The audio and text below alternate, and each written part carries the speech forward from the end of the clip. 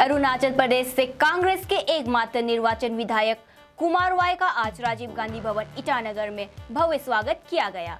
Kumar Y 8वीं बामिंग ST विधानसभा क्षेत्र से भाजपा पार्टी के अपने क्लोजेस्ट राइवल दोबा लामनियो को हराकर निर्वाचित हुए।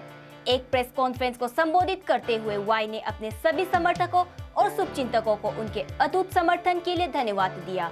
उन्होंने अरुणाचल प्रदेश में कांग्रेस पार्टी की उम्मीदों पर खरा उतरने का आश्वासन भी दिया और पार्टी के उत्थान के लिए लगन से काम करने का वादा किया।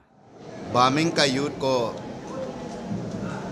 बहुत धन्यवाद देता हूं और खास करके हम सोचता है, विश्वास करता है, ये चुनाव जो है पब्लिक का माइंडेड से चुनना चाहिए और यूथ जो है आजकल यूथ जो है एजुकेटेड यूथ होता है और खास करके हम ये बताना चाहता हूँ, अगर कहीं यूथ में रुपया पैसा का नशा में घूम रहा है तो रुपया पैसा का लालची में घूम रहा है तो हमारा बामिंग यूथ से सीखना चाहिए। और बामिंग यूथ को रुपया पैसा से कोई इच्छा नहीं है, लालची नहीं है, इसलिए खास करके हमारा बामिंग का जितना मेरा 8 बामिंग कॉन्स्टिट्यूंसी असेंबली का यूथ लोग जो है इस बार टोटली मॉरली फिजिकली मेंटली पूरा हमको साथ दिया और ये चीज़ को बाकी यूथ भी सीखना चाहिए। जी, तो अरुणाचल बीजेपी अक्सर ये कहते हैं कि कांग्रेस मुक्त ये जो अरुणाचल प्रदेश कहीं ना कहीं अगर आपने तो आज खत्म ही हो जाता, क्या कहेंगे सर? नहीं, बीजेपी का देखिए, बीजेपी का सिर्फ लोगों का ऊपर में अरुणाचल मुक्त कांग्रेस जो है ये लोग काम ऐसे कर लो कि कांग्रेस को यहाँ से हटाना है। ये लोग का अपना आपको दो भरोसा है कि उन लोग का पास पावर है, उन लोग का पास पैसा है, तो वो दो भरोसा से बोलने से नहीं होगा, वो कभी कांग्रेस नहीं हटेगा। तो इसलिए और ख़ास करके आज तो कांग्रेस में हम अकेला है और आउट ऑफ 60 में कम से कम 14 विधायक ऐसे आया है कि बिना बीजेपी का है, तो वहाँ का पब्लिक सपोर्टर को भी मैं धन्यवाद देना चाहता हूँ। मैंने पिछले बार जब चुनाव हारा था, मुझे किसी मीडिया ने पूछा है, तो मैं तो अपना आपको कभी टाइगर नहीं बोलता, शेर नहीं मानता है, तो मैं लोगों के लिए पब्लिक के लिए हमेशा अपना आपको बिल्ली जैसे समझता है।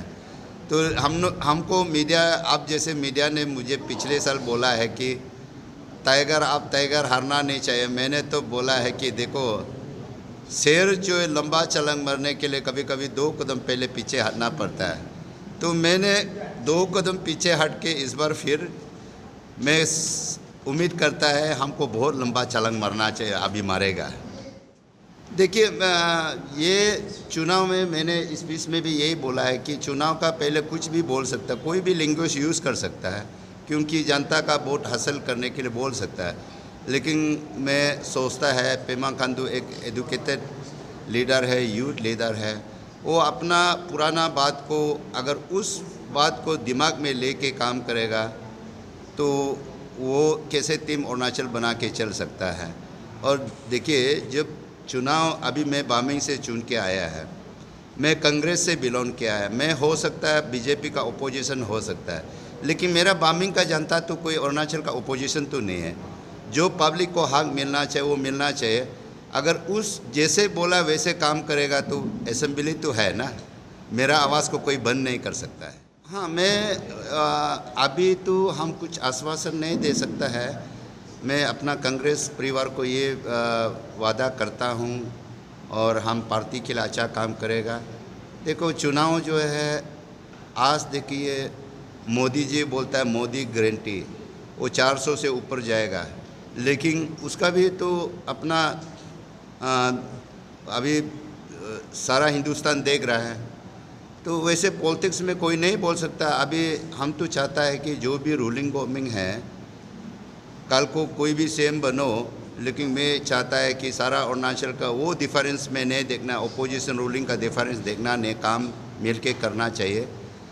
और मैं सोचता है सबसे पहले मैंने घर वापस ही आया है और जब से मैं कांग्रेस में आया, कांग्रेस के लिए काम किया, कोशिश किया। हमारा कांग्रेस पार्टी का लीडर लोग वीकनेस है, हमने जितना सका कोशिश सपोर्ट किया। इस बार भी जितना कैंडिडेट लोगों को हमने तोड़ा जो भी सका मदद किया है, लेकिन हमको मेरा ऊपर में पूरा भारी वो हो गया।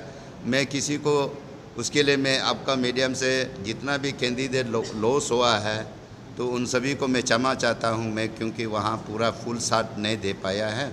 और इतना तक हम पार्टी को विश्वास दिलाता है कि हम लोग 2029 को हम सोचता है कि हम लोग ही मेजॉरिटी में आना चाहिए, 1 से 2, 2 से 3।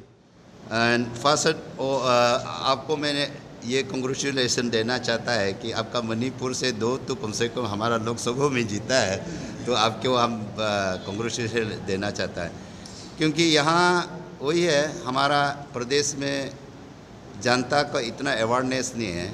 और आप खास करके नॉर्थ ईस्ट में देखिए है, असम को छोड़ के जितना भी ये है तो कांग्रेस को सपोर्ट किया है, लेकिन अरुणाचल में पता है लोग, लेकिन यहाँ पैसा का कारण से बीजेपी ने 5 साल में, मैंने इसलिए बोला है ये बीजेपी सरकार, अरुणाचल का बीजेपी गवर्नमेंट जो है, हमारा जनता को पैसा तो दिया जरूर, लेकिन प्यार तो दिया नहीं है, कोई काम तो किया नहीं है। इलेक्शन में पैसा दिया है, लोगों का वोट हासिल किया, मेजॉरिटी लाया, उसको हम एक्सेप्ट करना पड़ेगा।